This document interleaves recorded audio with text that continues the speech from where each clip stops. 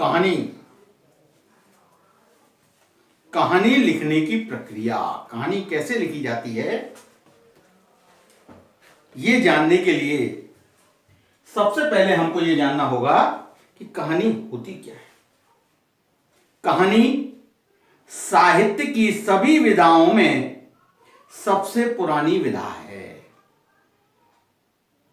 नाना नानी की कहानी, नानी की कहानियां, दादी की कहानियां, ये बहुत प्रसिद्ध है। जन जीवन में यह विधा सबसे लोकप्रिय है। प्राचीन काल में कहानी को कथा, आख्यायिका, गल्प आदि कहा जाता था। वर्तमान काल में कहानी नाम अधिक प्रचलित है। साहित्य में कहानी आज अत्यंत महत्वपूर्ण स्थान बना चुकी है। पहले कहानी का उद्देश्य उपदेश देना या मनोरंजन करना माना जाता था, परंतु आज इसका लक्ष्य मानव जीवन की विभिन्न समस्याओं और संवेदनाओं को व्यक्त करना है। यही कारण है कि प्राचीन काल से आज की कहानी बिल्कुल अलग हो गई है। उसकी आत्मा तो बदली ही है, उसकी शैली भी बिल्कुल बदल गई है। कहानी के तत्व, कहानी के कौन कौन से तत्व होते हैं? सबसे पहले आता है कहानी के तत्व। कहानी के तत्व साधारणतः कहानी के 6 तत्व माने गए हैं। 6 तत्व माने गए हैं। नंबर 1, कथावस्तु। कथावस्तु यानी इसको कथानक भी कहते हैं हम। कथावस्तु यानी कथानक। चरित्र चित्रण। नंबर 2, चरित्र चित्रण।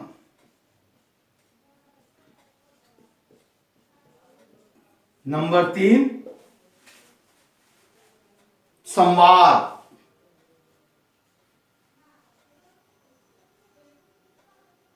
नंबर 4, देश काल या वातावरण। देश काल या जिसको बोलते हैं वातावरण। नंबर 5, उद्देश्य। उद्देश्य तथा नंबर 6, शैली। ये 6 कहानी के तत्व माने गए हैं। कथावस्तु या कथानक क्या होता है? कथावस्तु या कथानक बिना कहानी की कल्पना नहीं की जा सकती। किसी भी कहानी की कल्पना बिना कथानक के या कथावस्तु के नहीं की जा सकती। यह किसी भी कहानी का अनिवार्य अंग है। कथावस्तु या कथानक जीवन की भिन्न भिन्न दिशाओं और क्षेत्रों से ग्रहण की जाती है, जैसे पुराणों से, इतिहास से, राजनीति से अथवा हमारे समाज से। कहानी लिखने वाला कहानीकार या कथाकार इनमें से किसी भी क्षेत्र में कथावस्तु का चुनाव करता है और कहानी की रचना करता है। क्लियर? नंबर 2 आता है चरित्र। कहानी किसी व्यक्ति या पशु पक्षी की होती है। पशुओं की भी कहानियां सुनी है, पक्षियों की भी कहानियां सुनी है। व्यक्ति के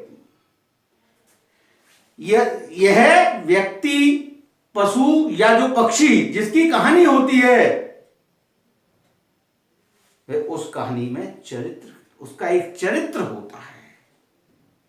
एक अच्छी कहानी में इसकी संख्या कम से कम होनी चाहिए। जितने कम लोग होंगे, जितने कम व्यक्ति होंगे, जितना कम चरित्र होगा, उतना कहानी ज्यादा आकर्षक बनेगी। अगर चरित्र सीमित होगा, किसी एक व्यक्ति को लेकर के, एक नायक को लेकर के अगर कहानी की रचना की जाएगी, तो चरित्र के अंतर और बाह्य दोनों पक्षों का, अंतर माने अंदर के, बाह्य माने बाहरी पक्षों के का, दोनों का अधिक से अधिक विश्लेषण किया जा सकेगा। कहानी के चरित्रों का मूल घटना से गहरा संबंध होना चाहिए, यह हमें ध्यान रखना। तीसरा बिंदु आता है संवाद, डायलॉग। कहानी का अभिन्न अंग माना जाता है संवाद को, कहानी का अभिन्न, परंतु आज इसकी आवश्यकता समाप्त हो गई है। आज कहानी में संवाद नहीं होती, क्योंकि आज सारी घटनाएं वर्णनात्मक।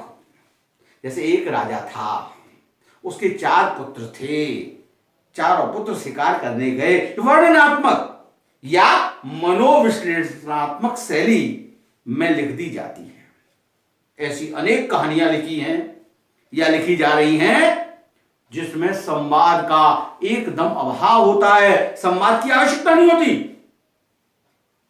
परंतु यह भी यथार्थ है कि संवाद से कहानी के पात्र सजीव और स्वाभाविक बन जाते हैं।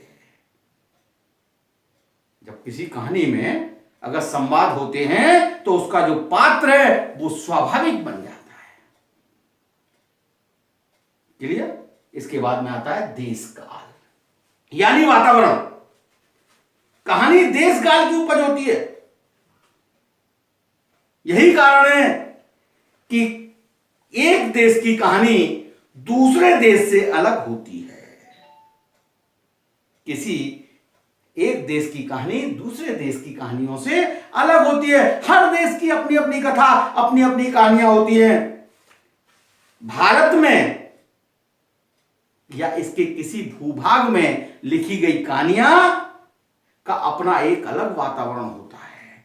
ग्रामीण परिवेश में लिखी गई कहानियों का एक अलग वातावरण होता है। शहरी परिवेश में लिखी गई कहानियों का एक अलग होता है। वहां की संस्कृति, वहां की सभ्यता, वहां की रूढ़ी, परंपरा, संस्कार आदि का प्रभाव स्वाभाविक रूप से उस कहानी के ऊपर पड़ता है। वास्तव में देश काल व वातावरण कोई तत्व नहीं, ये तत्व नहीं है, ये स्वाभाविक रूप से कहानी में समाहित होता है। ये स्वाभाविक रूप से कहानी में उपस्थित हो जाता है। यह तो आधार है उस कहानी का। जिस कहानी का सारा कार्यकलाप जिस जगह होता है वहां का वातावरण उस कहानी का आधार होता है। नंबर 5 उद्देश्य। हर कहानी के उद्देश्य होते हैं। एक उद्देश्य को लेकर के कहानी लिखी जाती है। यह कहानी का एक तत्व है, परंतु सच है कि साहित्य की कोई भी विधा हो, चाहे वो कविता लेखन हो, चाहे वो निबंध लेखन हो, चाहे वो नाटक लेखन हो, चाहे वो एकांकी लेखन हो, चाहे संस्मरण हो, चाहे रेखा चित्र हो, चाहे रिपोर्टाज हो, इन सब की रचना निरुद्देश्य नहीं होती। इनके भी उद्देश्य होते हैं। हर रचना के लिए रचनाकार का कोई न कोई उद्देश्य अपनी रचना के पीछे छिपा रहता है। इसी तरह कहानीकार या कथाकार का कोई न कोई प्रयोजन हर कहानी के पीछे छिपा रहता है। यही उद्देश्य कहानी में के आवरण के रूप में छिपा, प्रकट हो जाने पर उसका कलात्मक सौंदर्य नष्ट हो जाता है। जब कहानी लिखते हैं तो कहानीकार का जो उद्देश्य होता है वो कहानी में छुपा रहता है। अगर वो प्रकट हो जाए तो कहानीकार का उद्देश्य समाप्त हो जाता है। जैसे आपकी पुस्तक में रजिया सद्दास जहीर की कहानी नमक, उसका उद्देश्य है भारत पाक के विभाजन के बाद दोनों देशों के विस्थापित पुनर्वासित लोगों की भावनाओं को व्यक्त करना। ये आपकी पुस्तक में जो नमक कहानी है उसका उद्देश्य है। इसी प्रकार वेतान में मनोहर श्याम जोशी की कहानी सिल्वर वेडिंग, मनोहर श्याम जोशी की जो कहानी है सिल्वर वेडिंग, उसका उद्देश्य 2 पीढ़ी के अंतराल को स्पष्ट करना है। आनंद यादव की जूझ कहानी के माध्यम से संघर्ष से जूझते हुए लक्ष्य प्राप्ति का संदेश दिया गया है।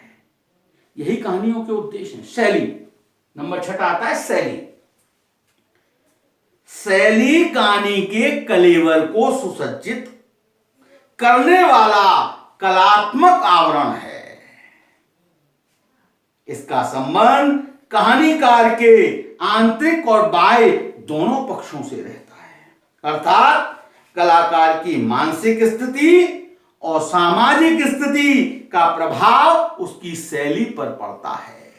जैसे समाज में रहता है, अपनी कहानी में वो उस शैली का प्रयोग करता है। कहानी लेखक अपनी कहानी को अनेक प्रकार से कहना चाहता है। वह तो उसे वर्णनात्मक, संवादात्मक, आत्मकथात्मक, विवरणात्मक, पत्रात्मक किसी भी रूप में लिख सकता है, परंतु यहां ध्यान रखना होता है कि कहानी लिखने की शैली ऐसी हो जो पाठक के मन को अपनी ओर आकर्षित कर सके। यह काम भाषा शक्ति द्वारा ही संभव होता है। कहानीकार की भाषा में इतनी शक्ति होनी चाहिए जो साधारण पाठकों को भी अपने मोह के जाल में फांस ले, अर्थात पाठकों को अपनी ओर आकर्षित कर ले। अब कहानी लिखते समय कुछ बातें हैं, उनका हमें ध्यान रखना चाहिए। नंबर 1, कहानी का शीर्षक छोटा होना चाहिए। कहानी का जो शीर्षक है वो कैसा होना चाहिए? छोटा होना चाहिए। शीर्षक छोटा व आकर्षक होना चाहिए।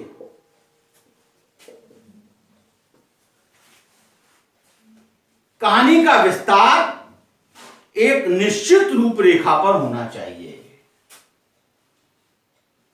कहानी का विस्तार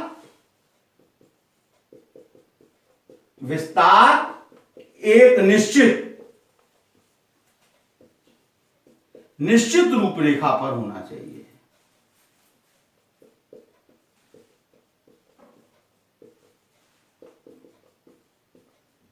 होना चाहिए। नंबर 3, भाषा सरल, रोचक व बोलचाल की हो जिससे बच्चे उसे आसानी से समझ सके। नंबर 4, संवाद छोटे और रुचिकर होने चाहिए। नंबर 5, कहानी का अंत स्वाभाविक रूप से होना चाहिए तथा अंत में कहानी से मिलने वाली शिक्षा अवश्य लिखी जानी चाहिए। ये कहानी लिखते समय हमें सावधानी रखनी चाहिए, इन बातों का हमें ध्यान रखना चाहिए। इसके बाद में आता है विषय कहानी की प्रमुख विशेषताएं। कहानी की प्रमुख विशेषताएं।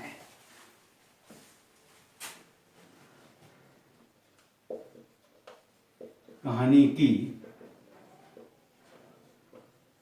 प्रमुख विशेषताएं।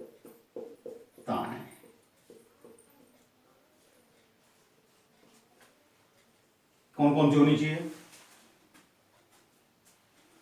कहानी की प्रमुख विशेषताएं। कहानी की निम्नलिखित विशेषताएं होनी चाहिए। नंबर 1, हमें ध्यान रखना है कि आज कहानी का मुख्य विषय मनुष्य है, देव या दानव नहीं।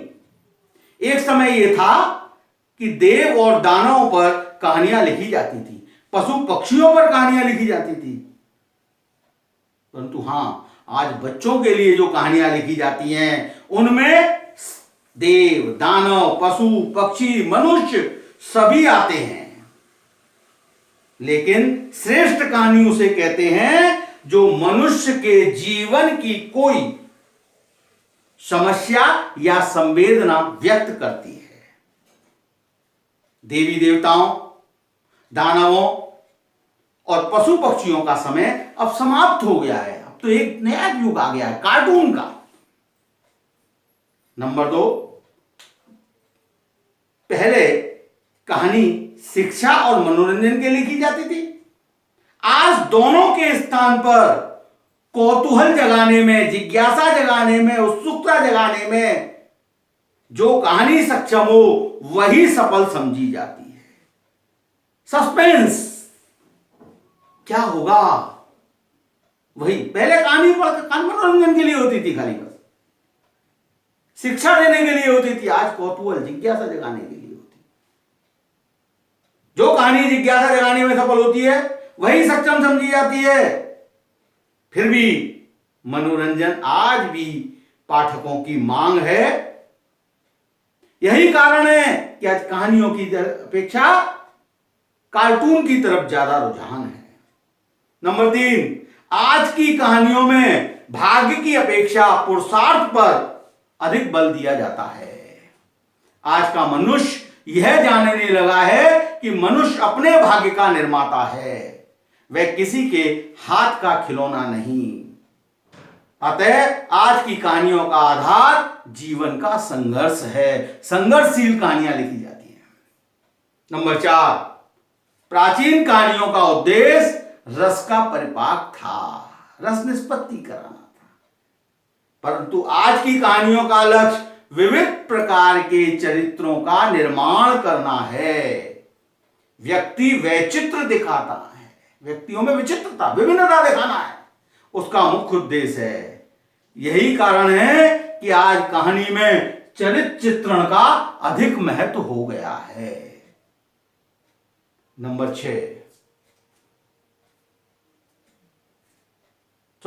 5, पहले जहां कहानी का लक्ष्य घटनाओं का जमघट लगाना होता था, कई घटनाएं एक के बाद एक, एक के बाद एक, एक के बाद एक घटनाओं का जमघट लगाना होता था, वहां आज घटनाओं का महत्व न देकर मानव मन के किसी एक भाव, एक विचार और अनुभूति को व्यक्त करना है। पहले तरह तरह की कई घटनाएं इकट्ठी करके कहानी प्रस्तुत कर दी जाती थी, अब नहीं। अब सिर्फ मनुष्य के एक भाव, एक विचार, एक अनुभूति को व्यक्त करना कहानियों का उद्देश्य है। प्रेमचंद ने इस संबंध में स्पष्ट लिखा है, कहानी का आधार अब घटना नहीं, अनुभूति है। क्लियर? नंबर 6, पुरानी कहानी, प्राचीन कहानी समष्टिवादी थी, सबके हितों में को ध्यान में रखकर लिखी जाती थी। आज की कहानी व्यक्तिवादी है, जो व्यक्ति के मनोवैज्ञानिक सत्य, जो व्यक्ति के मनोवैज्ञानिक सत्य का उद्घाटन करती है। मनोवैज्ञानिकों ने मानव मन के जिन स्तरों की खोज की है, उन स्तरों की गहराई में उतरकर मानवीय सत्य को खोलकर उपस्थित करना आज के कहानीकार का मुख्य लक्ष्य हो गया है। पहले की अपेक्षा, नंबर 7, पहले की अपेक्षा आज की कहानी भाषा की सरलता पर अधिक बल देती है, क्योंकि उसका उद्देश्य जीवन की गांठों को खोलना है। का उद्देश्य क्या है? जीवन की गांठों, जीवन के जो रहस्य है, जीवन के जो गुप्त रहस्य हैं, उनको प्रकट करना, स्पष्ट करना, ये आज का उद्देश्य है। नंबर 8, पुरानी कहानियां अधिकतर सुकांत होती थी, अधिकांश है सुख। सारी समस्याएं हुई, बीच में कई प्रकार की समस्याएं, अंत में सुख की रचना हो गई, सारी समस्याओं का समाधान हो गया, परिवार खुशहाल हो गया। इस प्रकार की कहानियां होती थी। परंतु आज की कहानियां मनुष्य की दुखांतकता को, उसकी जीवनगत समस्याओं और अंतहीन संघर्षों को अधिक से अधिक प्रकाशित करती है। जीवन का जो संघर्ष है वो अंतहीन है, समस्याएं अंतहीन है, कभी समाप्त नहीं होती, एक समस्या के दूसरी है। पहले की कहानियों में समस्या हो गई, सब कुछ ठीक ठाक, समस्या का समाधान हो गया, सब समस्याएं समाप्त हो गई। आज एक समस्या समाप्त हुई, दूसरी समाप्त है। इसलिए आज की कहानियां सुकांत नहीं होती। सारांश यह है कि आज कहानी जीवन की प्रतिच्छाया के रूप में लिखी जा रही है। यह सब होते हुए भी सामान्य पाठक कहानी में मनोरंजन के तत्वों को ही ढूंढता है। क्या ढूंढता है? मनोरंजन के तत्व। अब कहानी लेखन की विधियां, इसके बाद में आती है कहानी लेखन की विधियां।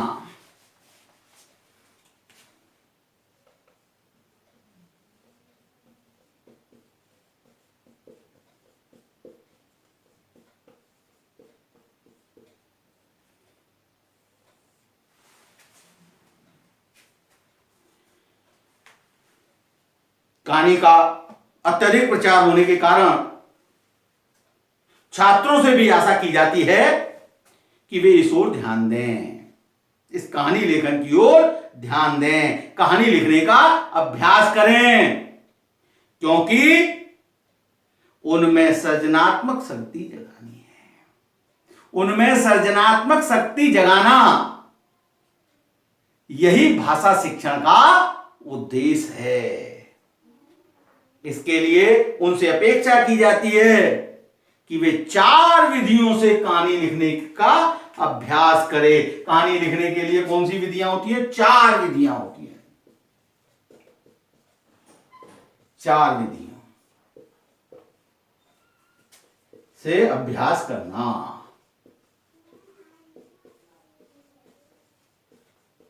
छात्रों से अपेक्षा की जाती है कि 4 विधियों से ये कहानी लिखने का अभ्यास करें। नंबर 1, कहानी की सहायता या आधार पर कहानी लिखना। किसी कहानी की सहायता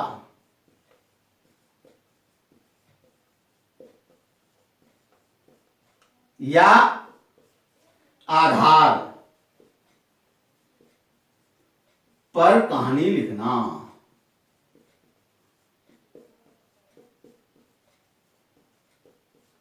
पहला, किसी कहानी की सहायता, कोई कहानी ली, उसकी सहायता से दूसरी कहानी लिख देना। कोई कहानी ली, उसके आधार पर एक नई कहानी का निर्माण करना।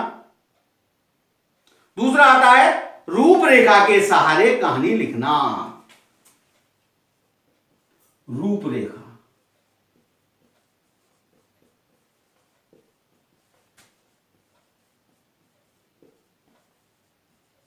कहानी लिखना।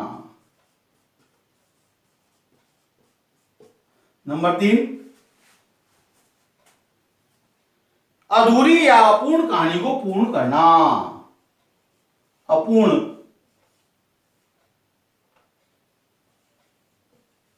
कहानी को पूर्ण करना। नंबर 4,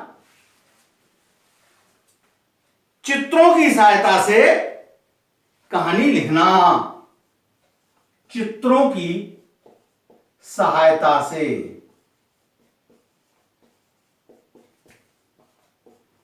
कहानी लिखना। ये 4 प्रकार के 4 विधियों से अभ्यास करने की अपेक्षा विद्यार्थियों से की जाती है, स्टूडेंटों से की जाती है। कहानी के आधार पर कहानी लिखना, कहानी की सहायता से कहानी लिखना, मूल कहानी को ध्यान से पढ़कर कहानी लिखने का अभ्यास किया जाना चाहिए। कोई कहानी है, मूल कहानी है, जिसके आधार पर हमें कहानी लिखनी है, उसको ध्यान से पढ़कर एक नई कहानी लिखना।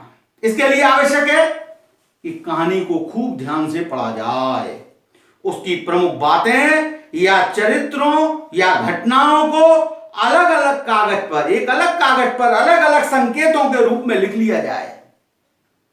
फिर अपनी भाषा में मूल कहानी को इस तरह लिखा जाए कि कोई भी महत्वपूर्ण बात या घटना या प्रसंग छूटने ना पाए। यहां यह स्मरण रखना चाहिए कि मूल कहानी के आधार पर लिखी गई कहानी उससे अधिक बड़ी या लंबी ना हो, उससे छोटी हो सकती है। अर्थात सारांश लिखने का जो अभ्यास दिया जाता है का यही उद्देश्य। किसी भी कहानी को सारांश के रूप में लिखना। इस प्रकार की कहानी लिखते समय छात्रों को इन बातों का ध्यान रखना चाहिए। नंबर 1, कहानी का आरंभ आकर्षक ढंग से हो। कहानी की शुरुआत जो है वो आकर्षक ढंग से होनी चाहिए। संवाद छोटे छोटे होने चाहिए तथा कहानी का जो विकास है वो क्रमिक होना चाहिए। सीक्वेंस नहीं टूटना चाहिए, क्रम नहीं टूटना चाहिए, उसका अंत स्वाभाविक हो। कहानी का शीर्षक मूल कहानी का शीर्षक हो, और नंबर 6 आता है उसकी भाषा सरल और सुबोध हो। इसके आधार पर विद्यार्थियों को कहानी लिखने का अभ्यास करना चाहिए। दूसरी आती है रूपरेखा के सहारे, संकेतों के आधार पर। संकेत दिए होते हैं, कहीं किसी प्रकार संकेत दिए होते हैं कहानियों के, उनके आधार पर उस कहानी को पूर्ण करना। रूपरेखा या दिए गए संकेतों के आधार पर कहानी लिखना कठिन भी है और सरल भी है। कठिन इसलिए कि संकेत अधूरे होते हैं, इसके लिए कल्पना और मानसिक व्यायाम की आवश्यकता होती है। सरल इसलिए कि कहानी के संकेत पहले से दिए रहते हैं, यहां केवल खाना पूरी करनी होती है। लेकिन इस प्रकार की कहानी लिखने के लिए कल्पना से अधिक काम लेना पड़ता है। उन संकेतों को अपनी जोड़ते हुए अपनी कल्पना को विकसित करना होता है। ये वही कर सकते हैं जिसमें सृजनात्मक और कल्पनात्मक शक्ति अधिक होती है। इसका एक उदाहरण देखिए। एक किसान के लड़के लड़ते dash dot dot dot dot dot दे दिया गया। उसके बाद में सबको बुलाया, फिर रिक्त स्थान दे दिया गया dot dot dot dot dot. लकड़ियों को तोड़ने को दिया। ये संकेत है सारे। फिर dot dot dot dot dot, किसी से न टूटा। फिर रिक्त स्थान dot dot dot dot dot, एक एक कर लकड़ियां तोड़ी। फिर रिक्त स्थान दे दिया डॉट डॉट डॉट। शिक्षा। उपयुक्त संकेतों को हम ध्यान से जब पढ़ते हैं, सुनते हैं, तो एक कहानी का रूप हम कल्पना करते हैं। एक किसान था, उसके 4 लड़के थे। वो आपस में लड़ते झगड़ते रहते थे। किसान मरने के निकट था। उसे चिंता हुई कि इस प्रकार लड़ते रहेंगे तो कैसे काम चलेगा। वो मरणासन अवस्था में पड़ा हुआ था, वो मरने के निकट था। उसने अपने 4 पुत्रों को बुलाया, 4 लड़कों को बुलाया और 4 लकड़ियों का गट्ठर उनको तोड़ने के लिए दे दिया और सबसे बारी बारी से प्रयास करने के लिए कहा। किसी से वो गट्ठर नहीं टूटा। बाद में उसने एक एक लकड़ियां अपने 4 बच्चों को दे दी, जिसको आसानी से उन्होंने तोड़ दिया। क्या शिक्षा मिलती है इससे? कि संगठन में शक्ति है। एक साथ अगर हम हैं तो हमारी शक्ति चौगुनी है। अलग अलग होने पर हम उस लकड़ी की तरह छिन्न भिन्न हो सकते हैं। ये एकता का संदेश इस कहानी के माध्यम से दिया गया। अगला आता है अपूर्ण कहानी को पूर्ण करना। कोई अधूरी कहानी है, वो दे दी जाती है। छात्रों की कल्पना शक्ति जगाने के लिए ऐसी कहानी का अभ्यास कराया जाता है जो अधूरी या अपूर्ण होती है, उसको पूरा करना है। उसके लिए आवश्यक है कि अपूर्ण कहानी को ध्यान से पढ़ाया जाए, उसके क्रमों को समझाया जाए और उनमें परस्पर संबंध बताते हुए सृजनात्मक कल्पना के सहारे अधूरी कहानी को पूरा करने का अभ्यास कराया जाए। एक उदाहरण देखिए। कोए ने गाना सुनने के लिए ज्यों ही अपनी चोंच खोली, रोटी का टुकड़ा उसके मुंह से गिर गया। रोटी का टुकड़ा ले लोमड़ी हंस हंस कर खाने लगी और कौआ अपनी मूर्खता पर पछताने लगा। अब अगर कल्पना कीजिए, अगर दूसरी बार कौआ मांस का टुकड़ा ले आए तो लोमड़ी क्या करेगी? यहां कल्पना में यह प्रश्न उठता है। ये कहानी के विस्तार में सहायक होते हैं इस अपूर्ण कहानी को पूर्ण करने के लिए। इस अपूर्ण कहानी को पूरा करें। मन में यह प्रश्न उठा कि अगर दूसरी बार कोआ मांस का टुकड़ा ले आया तो लोमड़ी क्या करेगी? यहां छात्रों को अपनी कल्पना शक्ति के सहारे शेष कहानी को पूरा करने की कोशिश करनी चाहिए। कहानी के अनेक रूप हो सकते हैं। शुरुआत में आप विस्तार दे सकते हैं कि एक कोहा था, पेड़ पर बैठा हुआ था, उसके चोंच मांस का टुकड़ा था, लोमड़ी को वो मांस का टुकड़ा लेने की इच्छा हुई, वो वहां गई, उसने कोए से कहा कि अरे वाह, आप तो बड़ा मधुर गाते हैं, एक गाना हम आपसे सुनना चाहते हैं। कोहे ने गाना गाने का प्रयास किया। जैसे ही गाना गाने के लिए चोंच खोली, वो टुकड़ा नीचे गिर गया। लोमड़ी वो टुकड़ा लेकर के अपने स्थान से भाग गई। कहानी से पूर्व में भी हम विस्तार कर सकते हैं। कोआ पछताता रहा।